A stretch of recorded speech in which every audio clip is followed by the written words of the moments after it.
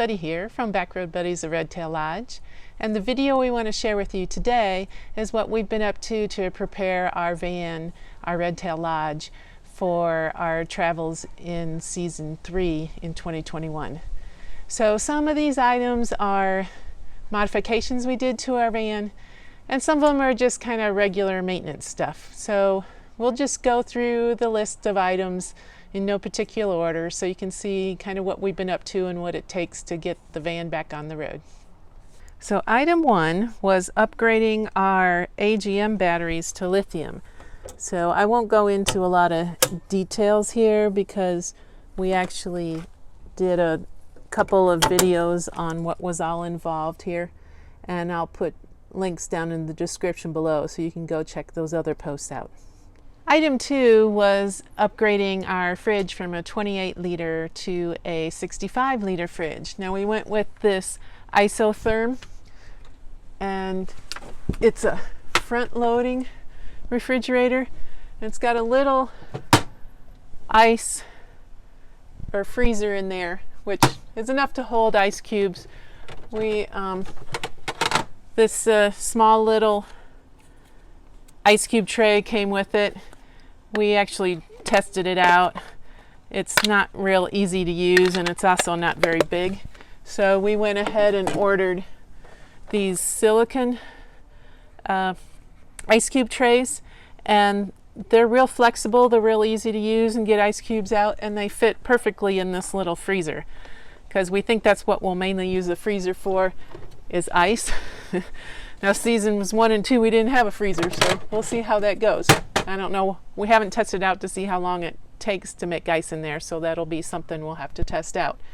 But if you remember what this looked like from the previous 2 seasons, we had our 28 liter chest style Dometic in here, and it was sitting on top of just an open little cabinet below. So we kind of had to build a whole new cabinet for this thing. So it's actually enclosed in a nice cabinet now, and we added this drawer down here, and the drawer is really nice. I'm able to fit the Instant Pot, the electric tea kettle, and pots and pans in there. So that worked out really well. Initially we just used this RV push button latch on the drawer, but the drawer, we found the drawer sticks a little bit. Now of course I'm able to do it now, and we were having troubles getting enough leverage on that push button, so we actually added just a regular drawer pull on there as well, so it'll make it easier to open. And if you probably can't see, but Left Buddy did a really nice job making this cabinet. He's got nice little finger joints in the drawer and really nicely done, so thanks Left Buddy. And if you notice, it's the same height as our sink cabinet, so we actually redid the top on our sink cabinet to extend all the way over the fridge, so now we have a lot more counter space there. But they're still 2 separate cabinets, so they're hooked into the T-track that runs along the back wall there, so we can pull that all out in the off season and get this out of here and reuse this as a passenger van. So that really turned out nice. Now we had to do some rearranging on what we do in here. Now we normally had our Lagoon tabletop was behind the old refrigerator, so we needed a place for that, so we actually moved it. I don't know if you can see, probably blocking the way. We put the Lagoon top behind the driver's seat. However, that was where we had the fire extinguisher mounted, so we had to move that. So we actually moved it. You probably can't see it because we're still trying to figure everything out here. We moved it on this shelf back here, and that was something I forgot to mention. When we put this cabinet in, there was a little bit of space in between here, so Left Buddy added another shelf so we can use this space between the fridge cabinet and the previously existing shelves in there. So we've got a lot, I don't know if it's more space, but more storage space, but it seems pretty well utilized, and we'll figure it out when we get it all loaded before we hit the road. item 3 was replacing our window shades. Now, we had made insulating window shades for all our windows before we hit the road in season 1, but they were starting to fall apart a little bit, and we had issues with a couple of them that didn't like to stay in the windows. So we actually went to Van Duit and purchased their professionally made window shades, and these are those here, and they have nice little labels on them so you know which one goes in which window. And they have little bar magnets in here, and if you notice on the window there's these large metal plates that they stick to, so they come in and out really well. They seem to stay in place, and we're really happy with that. However, these are pretty large, and so for the windshield shade and the 2 side doors, so the driver's door and the passenger door in the front, they didn't do the magnets because I think they were concerned about how large those plates were, and they didn't want to block the driver's view of the road while you're driving. So they kept those, which was an older design they had done, where they had these suction cups. Oops. Where they had these suction cups that just snap in. See? They snap in there, and then you stick it onto the window with the suction cup. We're not a big fan of this design. As you can see, these things pop on and off, and then you got to keep track of all these little suction cups. And it's kind of bulky, and so we wanted to do something else. Now, for the windshield shade, this isn't really an issue because you can just put it in the shade, fold down the visors, and it kind of fits around the rear view mirror, and it holds in place just fine. You really don't need anything to hold that one in place. It's the driver's door and the passenger's door that we wanted to do something else. So we actually stole an idea from another Van Duit owner on the Facebook group, which did smaller magnets for those door shades. So if you see here, there's a little countersunk ring magnet that's held in there with a machine screw and a couple washers. So what we did was we took a drill bit, drilled out the snap that was in there, so we didn't have to create a new hole. I think Kurt on the Facebook group, he just drilled new holes into the shade. We didn't want to do that, so we actually drilled out those snaps, and they come out pretty easy. And so then we had a hole to put these in.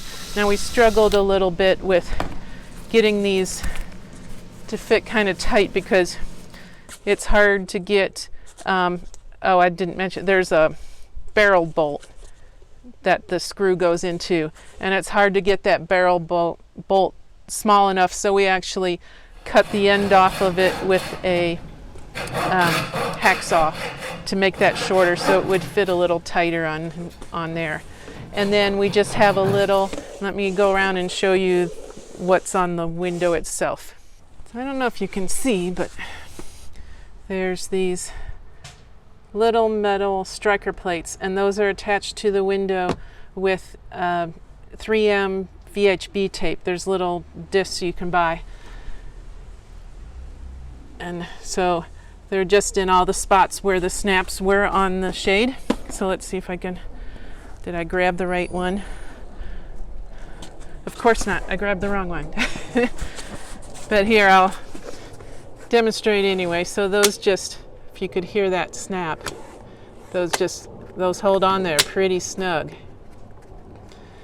And it fits better if you grab the right shade. So item 4, we made a more compact camping toilet. So I don't know if you'd remember, we were using a clean waste camping toilet, which had these 3 legs. It was all kind of out of plastic, and you folded out these 3 legs to set it up and use it.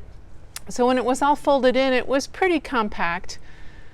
However, those plastic legs, it was a stiff plastic. You had to push in these tabs while you tried to get these legs to fold in, and it was really a pain. Sometimes you'd end up pinching your fingers, and so we ended up actually leaving those legs out all the time. Well, now when you leave those legs extended, it's not quite so compact anymore. And then we were watching another YouTube channel, Tristan over on SUV RVing, had a video that showed a neat little homemade camping toilet. So it was basically take a stool and cut a hole in it, stick a bag in it, and you've got a nice little compact camping toilet. So that really worked out really well. We actually tried a couple little different designs, so if you want to check out what we did, you can go to the related blog post. There's a link in the description below, so you can check that out. And also, what I also wanted to have was be able to use this as a footstool. So that's really I mean, you can use it as a regular stool and sit on it, and even in the van here, I can set it up here, and now I've got a footstool, which makes sitting in the van a little more comfortable, which we didn't have before. So I was happy with that. Now, the size of bags, we were able to reuse these bags from the Clean Waste toilet in a bag, and they just fit right on top here. You can also use any 8-gallon bags. They'll slide right on. And I think we have a link in our blog post too, because these are a little tight, to a Green Elephant 8-gallon compostable plastic bags. And then all you do is put a scoop of the poo powder in. We use the poo powder from Clean Waste. I've heard of people also using kitty litter, so that will work as well. So you just put a scoop in there, and now you just sit on it and do your business. And then when you're done, you just seal it all up, and you can actually throw these in regular garbage. I mean, it's basically like a baby's diaper. That poo powder turns the liquid into a gel, kind of like a baby's diaper does. And then you've got nice little compact thing to store away. So item 5 was really a little simple thing. We kind of wanted a way to secure these chairs back here. So online I found this. This is actually a Jeep roof hammock, but it makes kind of a nice solid cargo net, and it's pretty strong. There's Velcro straps, so I was able to hook it in. I kind of wrapped it around the post down there, and besides holding those chairs in place, it also keeps those dirty legs from rubbing up against. We sometimes hang our towels here and maybe some wet clothes or whatever, and we don't have those dirty camp chair legs rubbing up against our clean items on our clothesline. Item 6 was another simple little one. We used to always mount our GoPro right here on the dash, but this dash, when the sun's shining in on here, this dash gets extremely hot, and so our GoPro would only be able to shoot about a minute or two before it would shut off because it would overheat. So we actually added a mount up underneath. I don't know if you can see that very well. Up underneath the rear view mirror here, and so we're able to mount the GoPro there. So we're hoping that'll be a little cooler of a spot, and we'll let you know how that goes this season. Number 7 was another little simple item. Last year we had purchased state park passes for Wisconsin and Michigan, and then we ended up never using them, but so we had to purchase annual passes again for this year. So we removed the ones. Now they go in the windshield in the corners. One was on one side, one was on the other. And we were going to go ahead and install them or put them in there, but we ended up just removing the old ones, and we'll wait until we get to those states before we add them, because our concern was, I don't know if you can see it up here, is we have this, I don't know if it'll focus on that or not. We have a little chip, and it's like in between the layers there. But we're concerned that might grow and we'll have to replace our windshield at some point. So we didn't want the state park passes to go to waste again. So we'll wait and see if our windshield holds up and put them in the windshield just before we need to use them. Item 8 is another simple item. This was kind of when we were doing our lithium upgrade. We decided we need to put labels on our circuit breakers and our fuses over here, so we know which circuit goes to what. So in the heat of the moment, when you need to quickly turn things off or try to debug what's going on, you don't have to try to figure out which circuit goes to which devices. So item 9 was fixing our gear slide. It had been going on for almost, I think, the whole season, and it was getting worse. Was when we go to slide this out, I have to pull this little latch. Get something caught in there. This is extended all the way. We were having troubles getting extended about partway through. It would catch and get stuck on these straps underneath. And we were hoping, we kind of debugged this a little bit before, and we saw that there's a large nut on the pin for this latch that kind of catches along the rail, and it was scraping on these metal straps that go run across the floor of the van. So we were hoping we could just grind down the edge of that nut and that would fix our sticking issue. Well, we did that and it was still sticking, and not only that, was if you notice, if you release the pin, it catches in the rail about every 6 inches, I think, and that's a safety. So if you're on a slope and it doesn't get away from you and plow you over, especially if you have a lot of weight on there, which we do put quite a bit of weight on there. And so we struggled with what to do. So we actually opened up a support ticket with Van Do It, and they got back with us. Ian got back with us. It was really great.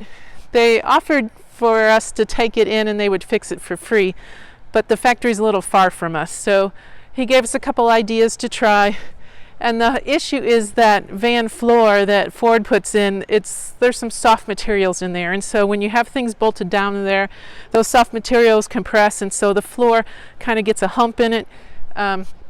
So we did some pounding with a hammer, trying to compress some of that, and we also bore out the hole that the pin mounts on, and we bored out some of the holes along the track that the pin slides into, especially the ones that weren't catching, to try to make those a little bigger so they would catch. So now everything seems to be working fine, but hopefully we won't have to do that again. Item 10 was yet a simple one again. We have these 2 DC fans mounted at the foot of our bed to blow on us when we don't have the air conditioning running, or sometimes just to increase the airflow in the van, because we sleep up here and it's up high, and so the air can kind of get stagnant up there. And we originally had, actually this is the same company, we actually swapped out a newer model, and the reason why was these newer models have a much better plate to mount these onto the T-track, so it has a much more stable mounting. It seems to articulate pretty well, and we were also having issues with the wiring getting pulled out because these cords would get caught and pulled, and so we think these newer models, so it's the same company, just a newer model fan. It's a little more powerful, it has a few more settings on it, but it was mainly because of this nice mounting plate it has that we were able to really securely attach it to the T-track.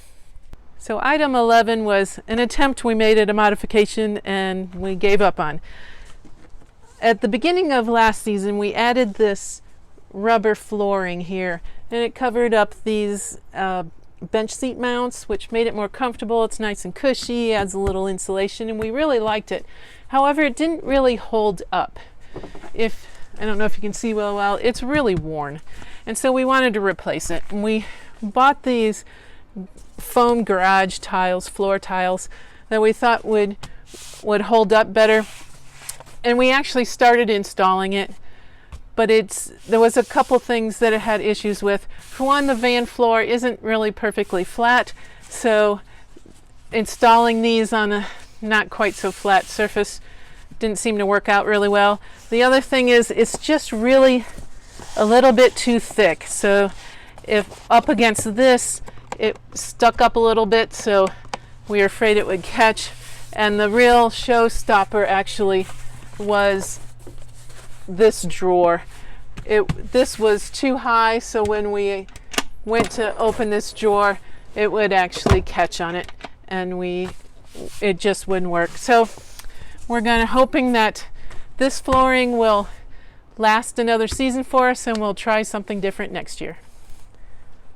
Number 12 was a maintenance item that we plan on doing every year, and that's we went around the whole van and checked all of the bolts everywhere. So on the T-track, on the roof, just throughout the whole van, especially the gear slide, and made sure they were all tight. There was only a few of them that were a little bit loose, but we'd rather spend the time, a couple hours every year and make sure they're all tight than go down the road and have something come apart on us, and it could be a safety issue, especially with the gear slide. Number 14 was another maintenance item, and that was flush out the RV antifreeze out of our water system. So over the winter, when we're not using the van, we actually disconnect our sink and shut off those water valves, and we try to empty the hot water tank and run RV antifreeze through the whole system and keep that RV antifreeze in there to keep everything from freezing over the winter.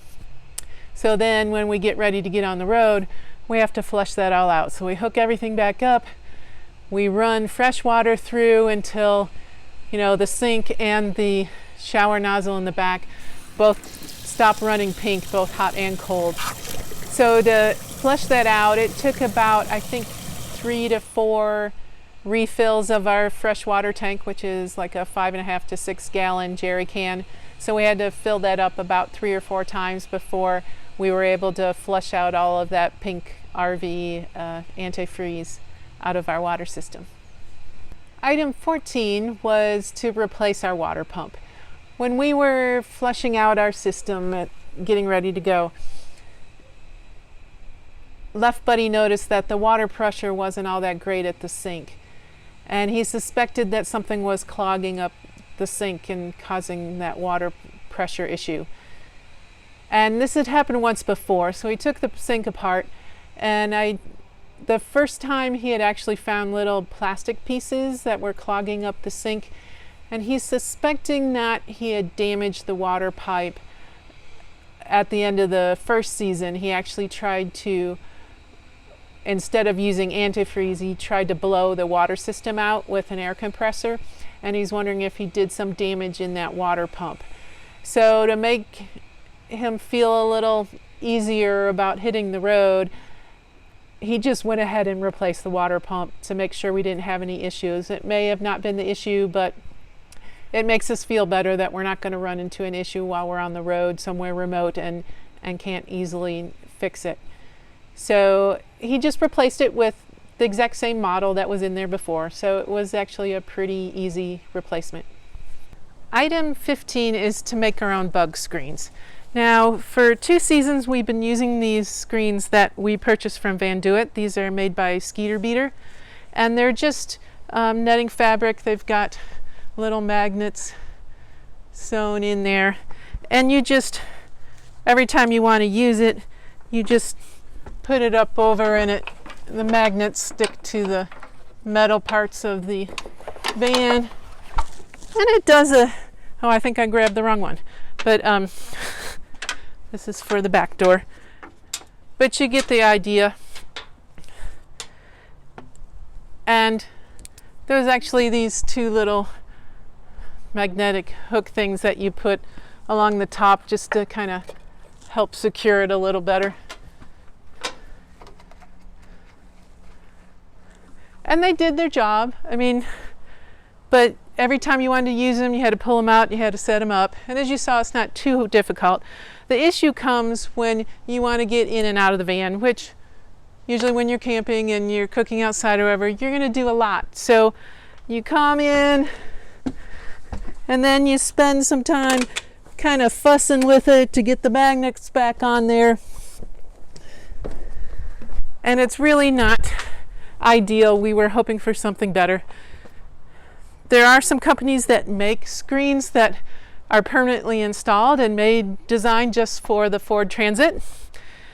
However, they're rather expensive, so we thought we'd give it a shot ourselves. And if it doesn't work out, we can always buy the professional ones later.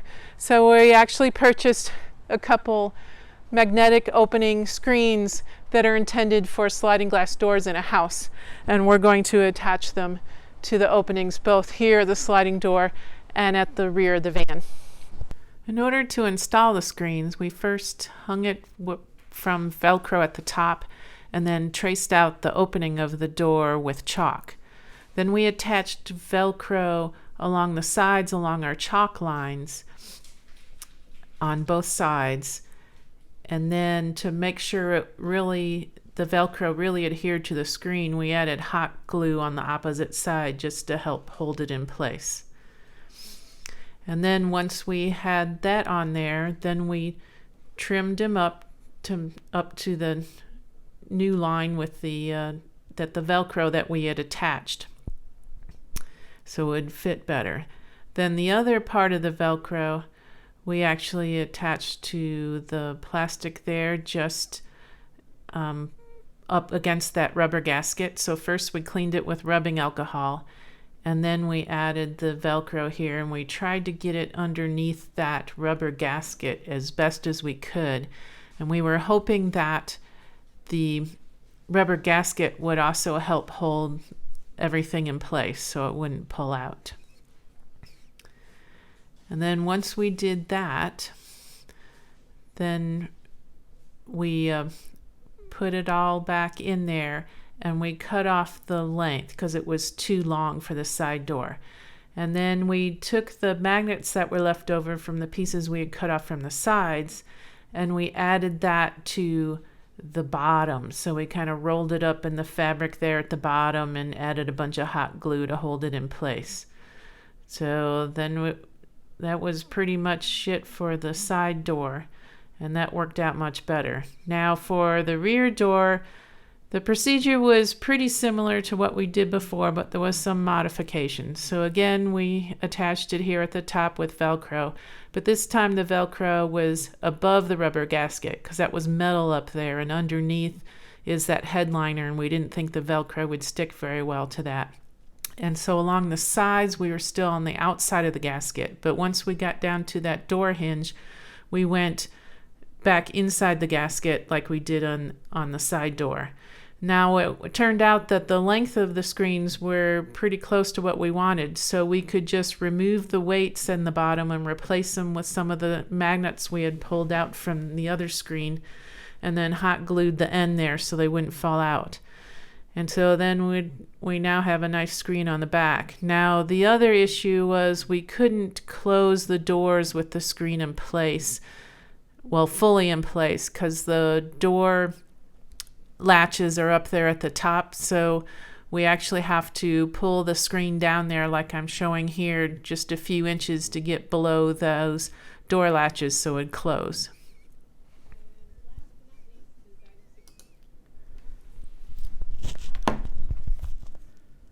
And last but not least is item 16, which was really just go around and clean the whole van before we start loading it up. So vacuumed it out, wiped down all the surfaces, washed the windows, washed off the solar panels, and that was in addition to doing regular vehicle maintenance, taking it into the dealer and making sure our oil was changed, our tires were rotated, and all that sort of stuff. And so all that was left to do was load up the van and get ready to hit the road. Well, thanks for watching. I hope you enjoyed that. And if you want more details about all the things we did, you can look in the description below to our related blog post. So check that out. And if you haven't already, please subscribe. We'd really appreciate that. Ta-ta for now.